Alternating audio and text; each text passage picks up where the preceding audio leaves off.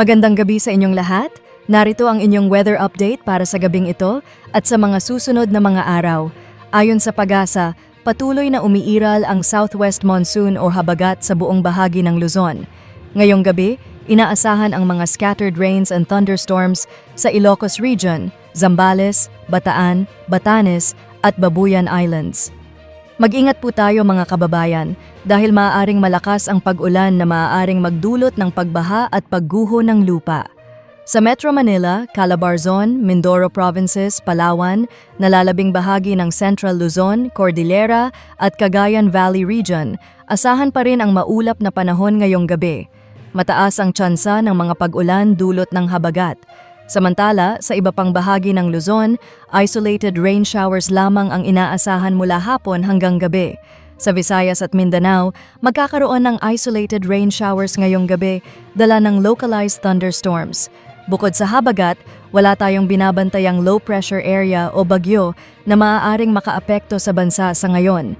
Kaugnay pa rin ng habagat, isang weather advisory ang inilabas ng PAGASA kung saan inaasahang makararanas ng 50 hanggang 100 millimeters ng ulan ang mga lugar sa Ilocos Norte, Abra, Ilocos Sur, La Union, Pangasinan, Zambales, Bataan at sa extreme northern Luzon gaya ng Batanes at Babuyan Islands.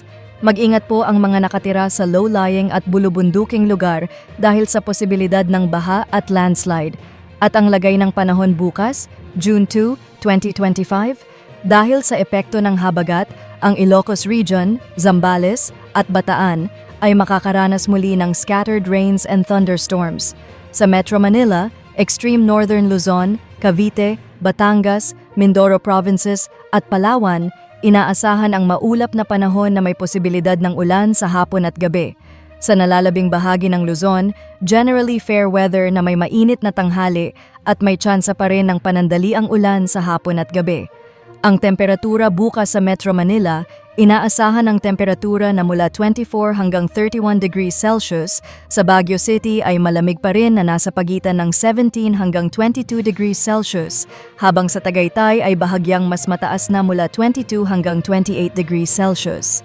Sa Lawag, posibleng umabot ang temperatura mula 24 hanggang 30 degrees Celsius. Sa Tuguegarao ay mainit na inaasahang aabot hanggang 34 degrees Celsius, samantalang sa Legazpi ay mula 25 hanggang 32 degrees Celsius.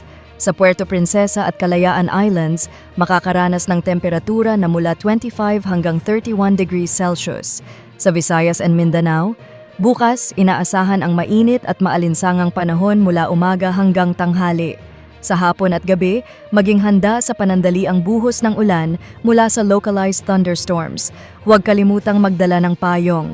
Ang temperature sa Iloilo at Tacloban, inaasahan ang temperatura na mula 25 hanggang 32 degrees Celsius. Sa Metro Cebu ay bahagyang maiinit na nasa pagitan ng 26 hanggang 32 degrees Celsius, habang sa Cagayan de Oro, Davao at Zamboanga City ay posibleng umabot hanggang 33 degrees Celsius ang temperatura.